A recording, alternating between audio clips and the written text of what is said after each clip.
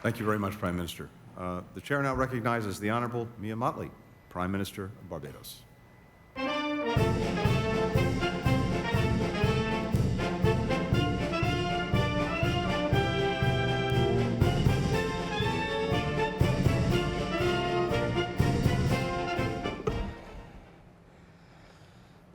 Bless my eyes this morning. Your sun is on the rise again. The way earthly things are going, anything can happen. Mr. Secretary, there is so much trouble in the world. Excellencies, there is so much trouble in the world. Heads of government, there is so much trouble in the world. Heads of state, there is so much trouble in the world.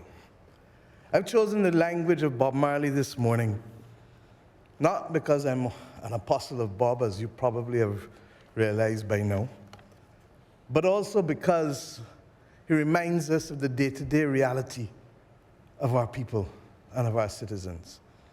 And we have come to Los Angeles hopeful that we're not just going to engage in speeches, or we're not just going to engage in platitudes, but we go home to make a difference to people at perhaps the most difficult time this world has seen in 100 years. We have 3 global crises, and any one is sufficient to bring us down. The climate crisis hurts from you here in California in fires, to us in the Caribbean through the heart attack of hurricanes, and the chronic NCDs of water crises and droughts, or floods, depending on where you go. We fight the pandemic. And even as we talk about the pandemic, we need to start to qualify it, because we fight the COVID pandemic without realizing that the slow onset pandemic of antimicrobial resistance is already upon us, being fueled further by how we farm, how we treat each other with the abuse of antibiotics, and how we literally allow those things to flow into our environment and contaminate our water system. And as if that was not enough, we now fight the prices of food and fuel and fertilizer, knowing full well that the only destination thereafter is going to be a debt crisis and an economic crisis if we do not intervene to break the slide. My friends, how much more evidence do we need? You see men sailing on their ego trip, blast off on their spaceship, million miles from reality.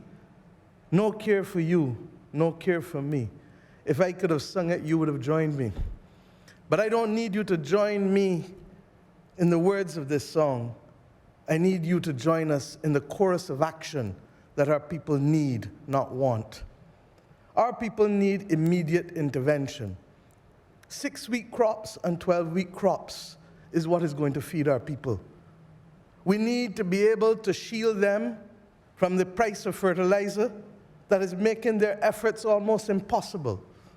We need equally to recognize, as you heard Prime Minister Brown and Prime Minister Davis say already this morning, that the debt crisis is already among many developing countries.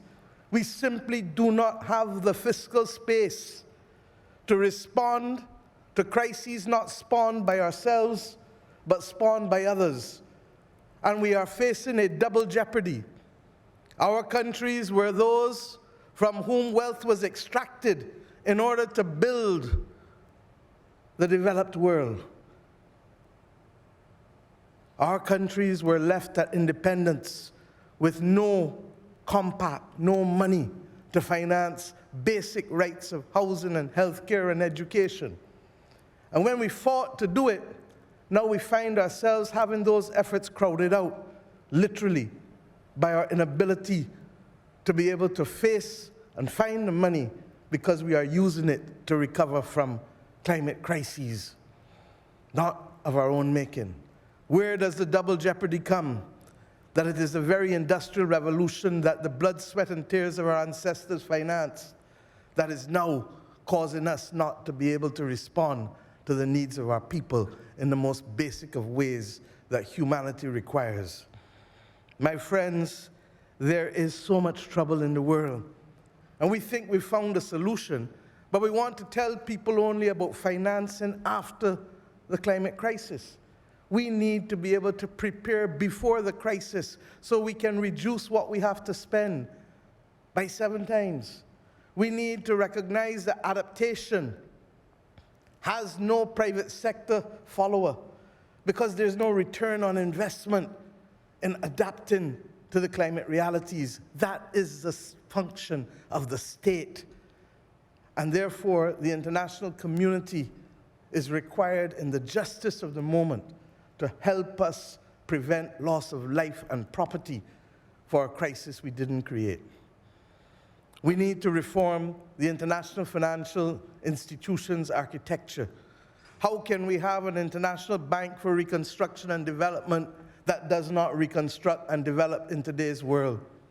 Where is the reconstruction from the climate crisis being financed? Where is the reconstruction from the pandemic being financed? The post-pandemic recovery? Where is the platform for middle-income countries that house 75% of the world's poor? But because they're middle income, we don't remember that. Where is the climate finance being targeted to, justifiably and fairly so, when the numbers show that only 15% of climate finance is going to the climate vulnerable countries? I've not come here just to use words. Let us be practical. We have a duty to solve a few problems. And I think that the format of this meeting needs to change if we are to be able to see real progress and not simply to be part of the problem. We need to talk with each other and not talk at each other as we are doing in set piece speeches. We need to engage and see how we can make a difference in a real way. We have migrants coming not because they choose to come, but because it is their last option. They don't choose to leave who they love and where they love willingly. And when they come, we now know that we don't need to treat them poorly, because this year has shown that there's a dignified way to treat migrants. We've seen that in Europe. We need to see it in the Americas.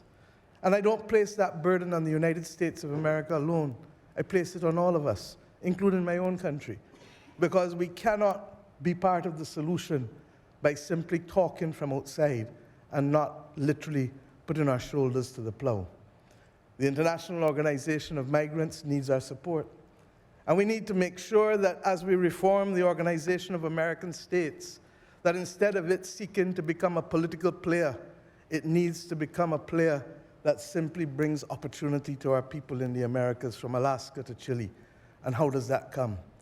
If we did nothing else in the next decade in the OAS, but to allow our people to become bilingual and trilingual, people under 18 and adults, then we would change the economic possibilities of this hemisphere in ways that we can't even contemplate. We need to ensure that if we fight this climate crisis in justice, then we fight it not just as small island developing states and developing countries calling for fairness for our nations, but we provide that fairness to our people. And how do I mean? We have taken a decision in Barbados that there can be no award of any contracts for renewable energy without taking into account the bounty that must go to our people. And therefore, accordingly, this year I announced that every rooftop that is owned by anyone in Barbados will have the right to have placed on it, as of right, not a choice, not a right to apply, as of right, photovoltaic systems from 2.5 kilowatts to 5 to 10 to 20. Why? Because we don't own individually the wind, the sea, and the sun. It is the patrimony of the nation. And if we are to move our people out of poverty, then we must use the bounty that is afforded to us through renewable energy, good jobs, but also good investment to allow our people to benefit. And we ask you to recognize that we must not only engage in platitudinous comments about what we can achieve with net zero. Net zero does not mean fossil fuel free. It means still that there will be 20% energy coming from fossil fuels. We know natural gas is that clean fuel. But as we do it, let us recognize that it is not possible to exclude those developing countries who have now the opportunity to finance their way to net zero simply because we want to keep the world in the construct of the old imperial order in which it is found. Whether it is a reform of the international financial institutions or whether it is moving ourselves into a new reality, we cannot continue to cement the inequalities of an old imperial order. And that is why I've come also to thank President Biden and Vice President Harris. For too long, there has been benign neglect.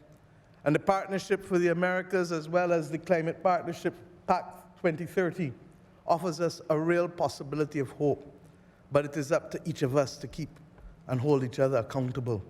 We are happy that coming out of yesterday, we made progress that we didn't see the day before. And we hope that tomorrow we will build on the subcommittees that will make a real difference on energy security, food security, and finance access that will mean that we can look our people in the face and say we have done right by you. We cannot achieve it overnight, but we are moving in the right direction. And we must also address the reality of exclusion. Not only exclusion of individuals in our society through racism and class prejudice, but exclusion of countries from the ability to participate in the financial system by having us de-risked, by having correspondent banks. Belize, 83% of its banks have been de-risked. How do the people of Belize do trade with the rest of the world, with the United States of America, if their people can't bank, can't send remittances, if we are told that our institutions are too small to matter, and therefore it is better not to do business with us? Are we to become financial pariahs in a world at the same time that we seek to bring equity? There is so much trouble in this world. If we think we've found a solution, it must not, in the words of Bob, be another illusion. We ask you to also recognize that let us use our cooperative efforts to build joint platforms for procurement so that we can reduce the price of critical goods, from vaccines to water pipes to all other kinds of things that are impairing our ability to deliver proper services to our people. Africa did it with the African Medical Supplies Platform. Why can't we have an American supplies platform that treats to the most critical supplies? And why? In the Caribbean, we make an order, and they say, what? That's too small for us. We announced a tax holiday for electric vehicles. We cannot get the supply of electric vehicles. Will Brazil help us? Will India help us? Will the United States or will Canada help us? We can't get access to batteries in order to help us become net zero by 2030. But yet we want to come on these platforms and talk about it. These are the real problems that I hope Pact 2030 will allow us to solve. And when we finish with Pact 2030, Canada and Chile and all of the others, can we create that platform for that joint procurement to reduce the price of supplies and to guarantee access to our people? My friends, I've spoken too long, but I cannot leave this platform without saying that we have to speak some home truths to each other. It's wrong that Cuba and Venezuela, Nicaragua are not here because, as you heard from Bahamas, that we need to speak with those with whom we disagree. And we don't only need to narrowcast. That's the part of the problem of the world. There's too much narrowcasting instead of broadcasting. There's too much talking at instead of talking with. But secondly, those countries must equally recognize that you cannot want to fully participate if you're not prepared equally to engage and to see progress. And the simple priority must be people, not ideology. If we can make progress for people, if we can allow people to speak different languages, if we can create a minimum floor of education and healthcare for the people of the Americas, then, my friends, the City of Angels would have played its role in the history of the Americas. I hope that we leave here today conscious that we must never again come to a summit to talk at each other, but simply to talk with each other in partnership and for the purpose of the prosperity of our people. Thank you.